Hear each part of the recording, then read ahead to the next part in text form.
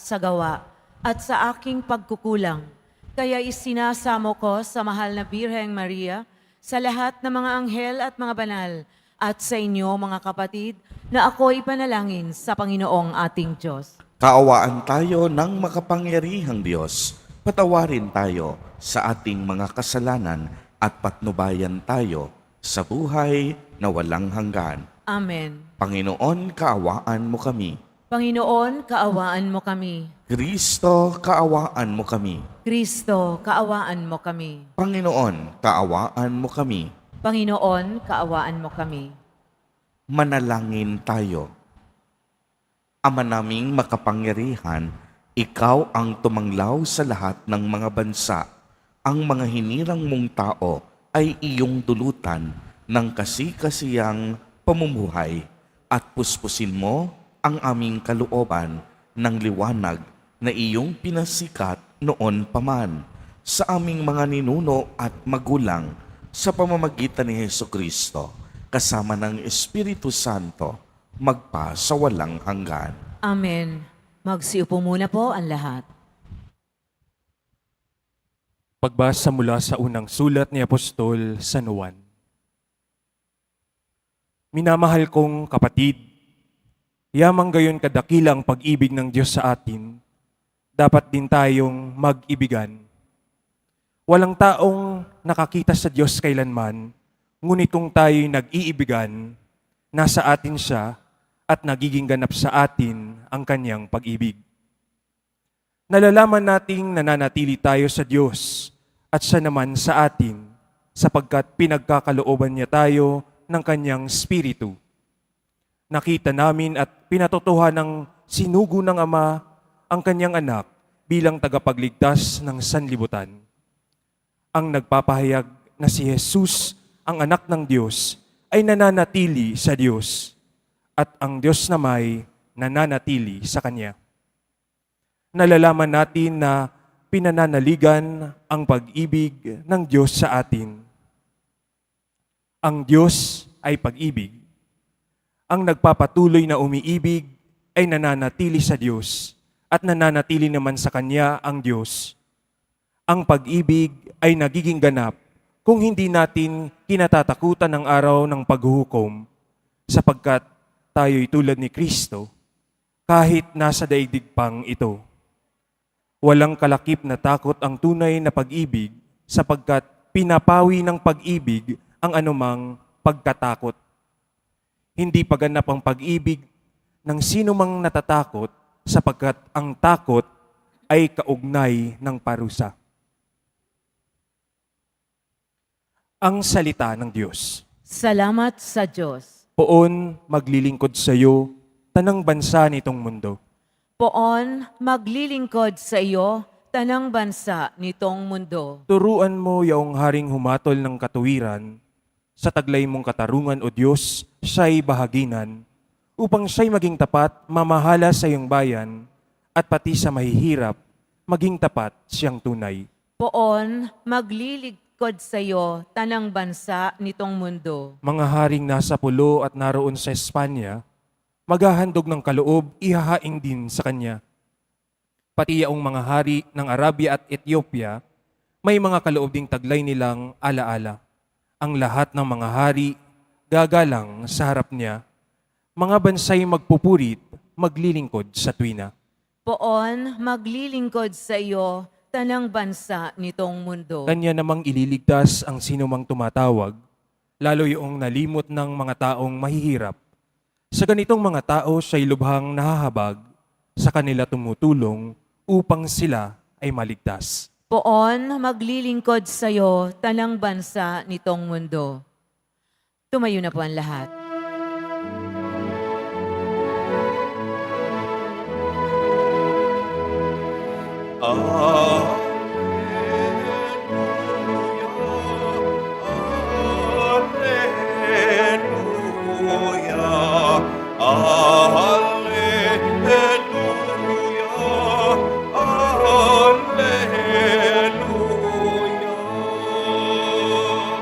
Si Kristo'y naging tao,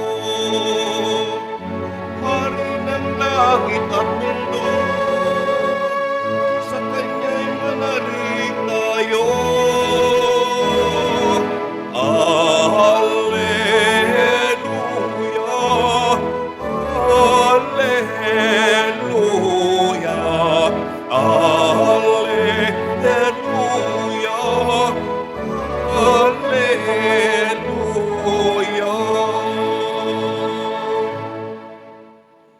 Sumainyo ang Panginoon. At sumairin. Ang mabuting balita ng Panginoon ayon kay San Marcos. Papuri sa iyo, Panginoon. Manapos mapakain ang 5,000 lalaki, agad pinasakay ni Jesus sa bangka ang mga alagad at pinauna sa Betsaida, sa kabilang ibayo ng lawa, samantalang pinauuwi niya ang mga tao. Pagkaalis nila, siya'y umahon sa burol upang manalangin. Sumapit ang gabi, nasa laot na noon ang bangka, samantalang si Jesus ay nag-iisa sa katihan. Nakita niyang nahihirapan sa pagsagwan ang kaniyang mga alagad, sapagkat pasalungat sila sa hangin. At nang madaling araw na, sumunod sa kanila si Jesus na naglalakad sa ibabaw ng tubig. Lalampasan niya sana sila, ngunit nakita ng mga alagad na siya'y lumalakad sa ibabaw ng tubig, kaya't napasigaw sila. Ang akala nila'y multo at kinalabutan silang lahat. Ngunit agad niyang sinabi sa kanila, "Huwag kayong matakot, si Jesus ito. Lakasan ninyo ang inyong loob." Sumakay siya sa bangka at tumigil ang hangin.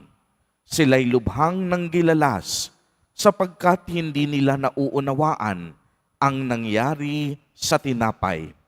Hindi pa ito abot ng kanilang isip.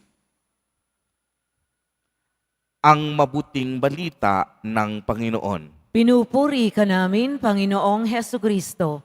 Magsiupo ang lahat. Magandang umaga po sa inyong lahat, mga kapatid kay Kristo. Sa lahat po ng ating mga taga-subaybay sa iba't ibang online platforms at sa lahat ng ating mga kadiboto sa iba't ibang panig ng Pilipinas at maging sa buong mundo kung saan tayo ay naaabot ngayon ng ating live streaming. Mapayapang umaga din po sa inyong lahat. Purihin at dakilain natin ang ating Panginoon, ang mahal na poong Jesus Nazareno. Mga kapatid kay Kristo at mga kadiboto, malugod po namin kayong tinatanggap sa Basilica Minor at Pambansang Dambana ni Jesus Nazareno. Ilang oras na lamang po at atin nang sasalubungin ang dakilang kapistahan ng ating pinakamamahal na Nuestro Padre, Jesus Nazareno. Kaya ngayon pa lamang po ay ibigay na natin ang ating pinakamalakas na palakpak sa ating nag-iisang hari, Jesus Nazareno. Mamaya po sa ganap na ika-3 ng hapon ay sisimulan po natin ang ating mga fiesta masses. Tayo po ay magkakaroon ng 32 misa dito sa loob ng Quiapo. Kada oras may misa na gaganapin hanggang matapos ang ika-9 ng Enero. At sa Quirino Grandstand, sasalubungin natin sa pamamagitan ng Misa Mayor ang kapistahan ni Jesus Nazareno. In total, magkakaroon po tayo ng 33 misa. Iaalay natin para sa ating pinakamamahal na hari at tagapagligtas, Jesus Nazareno. Kaya nga sa ebanghelyo natin ngayon, nakita natin at narinig natin na si Jesus ay lumalakad sa ibabaw ng tubig. Sino nga bang hindi matatakot kapag ka nakita mo ang iyong kasama na lumalakad sa tubig? Alam natin kagaya ng mga apostol, marami silang pagkatakot sa mga sandaling iyon. Hindi nila lubos maisip na kayang gawin ito ni Jesus sapagkat limitado pa lamang ang kanilang pagkakakilala sa ating harit tagapagligtas. Kaya nga bilang tao, marami tayong pagkatakot sa ating mga sarili. Unang-una, takot tayong magkasakit, takot tayong mapahamak, takot tayo sa kamatayan, takot tayong maubos ang ating mga yaman, mga pinaghirapang ari-arian, takot tayong mag-isa sa mundong ito, takot tayong maiwan at mapag-iwanan, takot tayong lumubog at malugmok sa kahirapan. Ibig sabihin, marami tayong mga pagkatakot sapagkat alam natin na hindi natin kontrolado ang ating buhay at maging ang mga pangyayaring dumadating sa araw-araw na ating pamumuhay. Subalit, napakaganda ng paalala sa atin ng ating Nuestro Padre Jesus Nazareno sa araw na ito. Anong sinabi niya sa kanyang mga apostol? Huwag kayong matakot, ako ito. Huwag kayong matakot, si Jesus Nazareno ang kasama ninyo. Huwag kayong matakot, kapiling ninyong lagi ang Diyos. Ang ibig sabihin nito, mga kapatid kay Kristo at mga kadiboto, sa kabila ng iba't ibang hamon at pagsubok ng buhay, dapat walang puwang sa ating puso ang pagkatakot. Uulitin ko po, dapat walang puwang sa ating puso ang pagkatakot dahil simple lamang hindi hamak na mas malaki si Jesus Nazareno kaysa mga problema na mayroon tayo. Mas makapangyarihan ang Diyos kaysa mga pagkatakot at alalahanin na daladala ng ating puso. Mas higit na dakila ang Diyos kaysa sa ating mga negatibong pag-iisip. Kaya palakpakan nating muli ang ating pinakamamahal na Nuestro Padre, Jesus Nazareno. Dahil tunay ngang ipinakita niya na ang kaniyang kapangyarihan ay ang kapangyarihan ng awat pagmamahal na patuloy na ibinibigay at ipinaparanas sa atin sa araw-araw. Mga kapatid kay Kristo, lagi po nating tatandaan, maraming bagay ang hindi natin magagawa. Tulad ng iligtas ang ating sarili sa gitna ng mga panganib, trahedya at kapahamakan ng buhay. Ngunit ang Diyos, laging may paraan, laging may magagawa, lagi siyang handang magligtas, laging handang saklolohan tayo sa lahat ng panganib at pangamba na ating kinaharap. Huwag tayong matakot, kasama natin ang Diyos. Basta ang mahalaga, tayo ay kumakapit sa Kanya at nagtitiwala na kailanman hindi niya tayo bibitawan. At totoong-totoo naman, kailanman ang Diyos hindi nagpabaya. Ilang beses man tayong lumubog dahil sa katigasan ng ating ulo, iaahon at iaahon niya tayo. Ililigtas niya tayo upang bigyan ng pagkakataong makapagbagong buhay at itamang muli ang bawat nating pagkakamali sa buhay. Amen. Purihin at dakilain natin ang ating Panginoon, ang mahal na poong Jesus Nazareno. Tumayo na po ang lahat.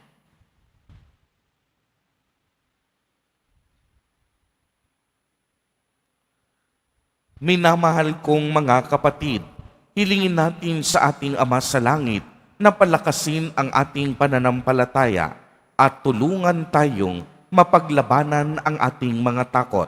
Sa bawat panalangin ang atin pong itutugon, Ama, maging lakas ka namin. Ama, maging lakas ka namin. Ang simbahan sa buong mundo naway magpakita ng malalim na pananampalataya sa Diyos na ating Ama na siyang nagpapatnubay sa mga pangyayari sa mundo. Manalangin tayo. Ama, maging lakas ka namin. Tayo naway lumago sa pananampalataya at sa gayon ay magtiwala tayo sa mga bagay na ating inaasam at nakakatiyak sa mga bagay na hindi nakikita. Manalangin tayo. Ama, maging lakas ka namin. Ang mga naligaw sa landas ng buhay, naway makabalik ng ligtas sa kanilang tahanan. Manalangin tayo. Ama, maging lakas ka namin. Sa mga may sakit, naway ipagkaloob ng Panginoon ang kagalingan at bigyang lakas ang mga nawawala ng pag-asa. Manalangin tayo. Ama, maging lakas ka namin. Ang mga yumao, naway maranasan ng walang katapusan ang kaganapan ng mapandigtas na kapangyarihan ng Diyos na matagal nilang iniintay.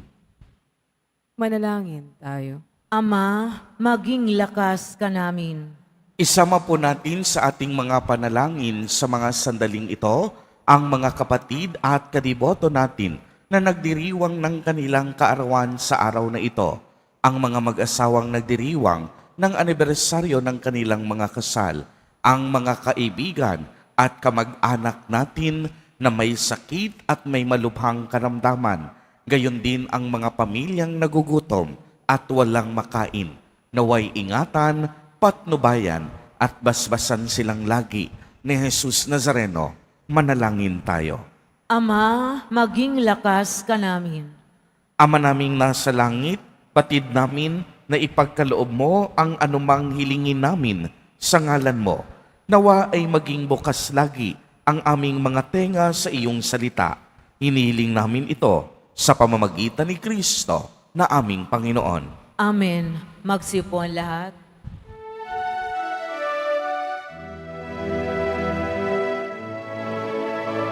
Tumayo po ang lahat. Manalangin kayo mga kapatid upang ang paghahain natin ay kalugdan ng Diyos amang makapangyarihan. Tanggapin nawa ng Panginoon itong paghahain sa iyong mga kamay sa kapurihan niya at karangalan sa ating kapakinabangan at sa buong sambayanan niyang banal.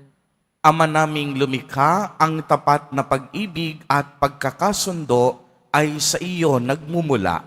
Ipagkaloob mong aming mahihain ng aming mga alay ang iyong kadakilaan at aming mapagsaluhan sa banal na pakikinabang ang aming ipinagdiriwang sa pamamagitan ni Jesucristo kasama ng Espiritu Santo magpa sa walang hanggan. Amen. Sumainyo ang Panginoon. At sumairi. Itaas sa Diyos ang inyong puso at diwa. Itinaas na namin sa Panginoon. Pasalamatan natin ang Panginoong ating Diyos. Marapat na siya ay pasalamatan. Ama naming makapangyarihan, tunay ngang marapat na ikaw ay aming pasalamatan sa pamamagitan ni Jesucristo na aming Panginoon, sa katauhan ng iyong isinugong Mesiyas, nahayag sa amin ang katuparan ng iyong balak.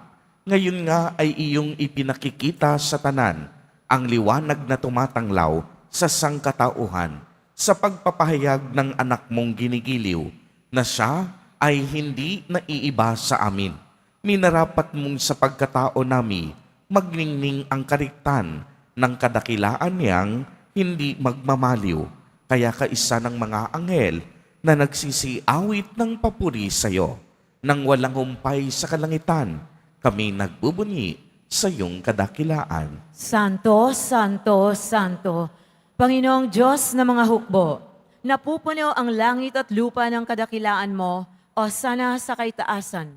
Pinagpala ang naparirito sa ngalan ng Panginoon, o sana sa kaitaasan. Magsilod po ang lahat. Ama naming banal, ikaw ang bukal ng tanang kabanalan, kaya't sa pamamagitan ng iyong Espiritu ay gawin mo pong banal ang mga kaloob na ito upang para sa amin ay maging katawan at dugo ng aming Panginoong Jesucristo. Bago niya pinagtiis ang kusang loob na maging handog, hinawakan niya ang tinapay, pinasalamatan kaniya, pinagati-hati niya iyon, iniabot sa kaniyang mga alagad at sinabi, tanggapin ninyong lahat ito at kanin. Ito ang aking katawan na ihahandog para sa inyo.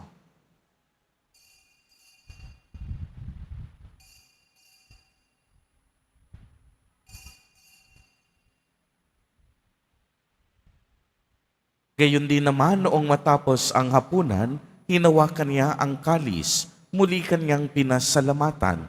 Iniabot niya ang kalis sa kaniyang mga alagad at sinabi, "Tanggapin ninyong lahat ito at inumin.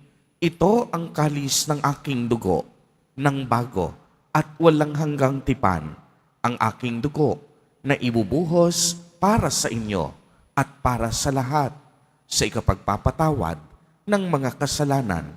Gawin ninyo ito sa pag-alaala sa akin."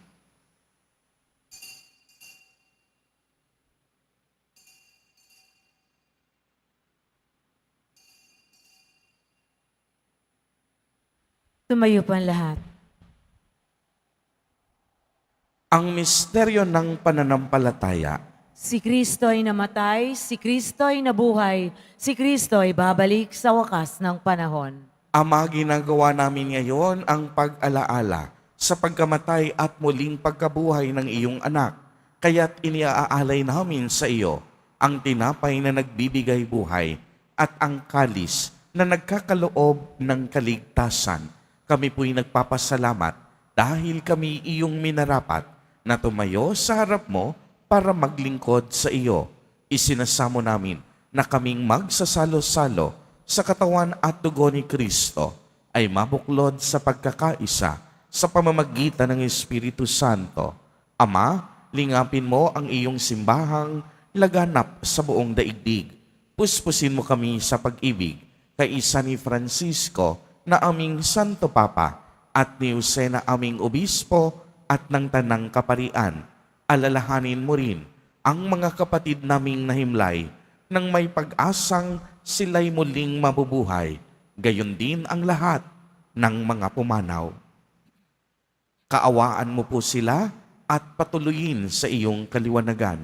Kaawaan mo at pagindapatin kaming lahat na makasalo sa iyong buhay na walang wakas. Kaisa ng mahal na Birheng Maria na ina ng Diyos, ng kabiyak ng puso niyang si San Jose, kaisa ng mga apostol at ng lahat ng mga banal na namuhay dito sa daigdig ng kalugod-lugod sa iyo, maipagdiwang nawa namin ang pagpupuri sa ikararangal mo sa pamamagitan ng iyong anak na aming Panginoong Hesukristo. Sa pamamagitan ni Kristo, kasama niya at sa Kanya, ang lahat ng parangal at papuri ay sa iyo, Diyos amang makapangyarihan, kasama ng Espiritu Santo, magpa sa walang hanggan. Amen. Sa tagubilin ng mga nakagagaling na utos at turo ni Jesus na Panginoon natin at Diyos, ipahayag po natin ng lakas loob. Ama namin, sumasalangit ka. Sambahin ang ngalan mo, mapasa amin ang kaharian mo, sundin ang loob mo dito sa lupa para nang sa langit. Bigyan mo kami ngayon ng aming kakanin sa araw-araw at patawarin mo kami sa aming mga sala para ng pagpapatawad namin sa nagkakasala sa amin at huwag mo kaming ipahintulot sa tukso at iadya mo kami sa lahat ng masama. Hinihiling namin na kami iadya sa lahat ng masama. Pagkalooban ng kapayapaan araw-araw, iligtas sa kasalanan at ilayo sa lahat ng kapahamakan, samantalang aming pinananabikan ang dakilang araw ng pagpapahayag ng tagapagligtas naming si Hesukristo. Sapagkat iyo ang kaharian at ang kapangyarihan at ang kapurihan magpakailanman. Amen. Panginoong Hesukristo, sinabi mo sa iyong mga apostol, "Kapayapaan ang iniiwan ko sa inyo. Ang aking kapayapaan ang ibinibigay ko sa inyo. Tungayan mo ang aming pananampalataya at huwag ang aming mga pagkakasala. Pagkalooban mo po kami ng kapayapaan at pagkakaisa ayon sa iyong kalooban, kasama ng Espiritu Santo, magpa sa walang hanggan." Amen. Ang kapayapaan ng Panginoon ay laging sumainyo. At sumaiyo rin. Magbigayan po tayo ng kapayapaan sa isa't isa. Kordero ng Diyos na nag-aalis ng mga kasalanan ng sanlibutan, maawa ka sa amin. Kordero ng Diyos na nag-aalis ng mga kasalanan ng sanlibutan, Maawa ka sa amin. Kordero ng Diyos na nag-aalis ng mga kasalanan ng sanlibutan, ipagkaloob mo sa amin ang kapayapaan. Lumuhod po ang lahat. Ito ang kordero ng Diyos. Ito ang nag-aalis ng mga kasalanan ng sanlibutan. Mapalad ang mga inaanyayahan sa kaniyang piging. Panginoon, hindi ako karapat-dapat na magpatuloy sa iyo, ngunit sa isang salita mo lamang ay gagaling na ako.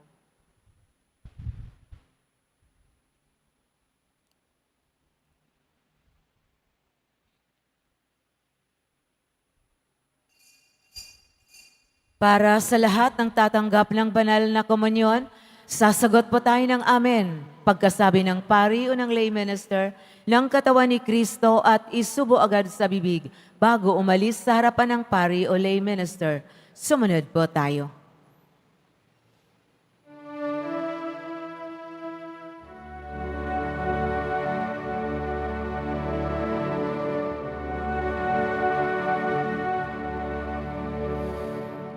Tayo na po ang lahat. Manalangin tayo.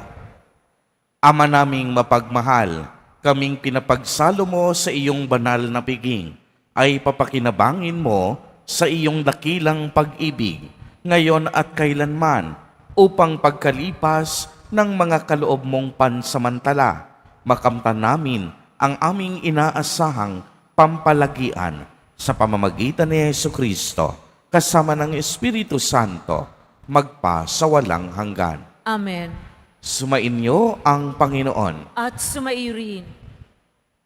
Mahal na poong Jesus Nazareno, inihayag mo sa pamamagitan ng krus ang walang maliw na pag-ibig ng Diyos sa sangkatauhan. Pakinggan mo ang kahilingan, lalo na para sa nangangailangan ng iyong tulong at awa. Makamtanawa namin ang iyong kasagutan na may utang na loob na tinatanaw. Basbasan din po ninyo itong mga imahen at dasalan upang lalo kaming magtiwala at manalangin.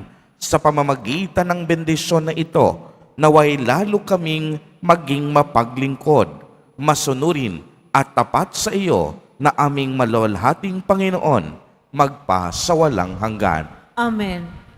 At pagpalain po kayong lahat at ng inyong buong pamilya ng makapangyarihang Diyos, Ama, Anak, at Espiritu Santo. Amen. Humayo kayong taglay ang pag-ibig at kapayapaan ng poong Jesus Nazareno. Salamat sa Diyos.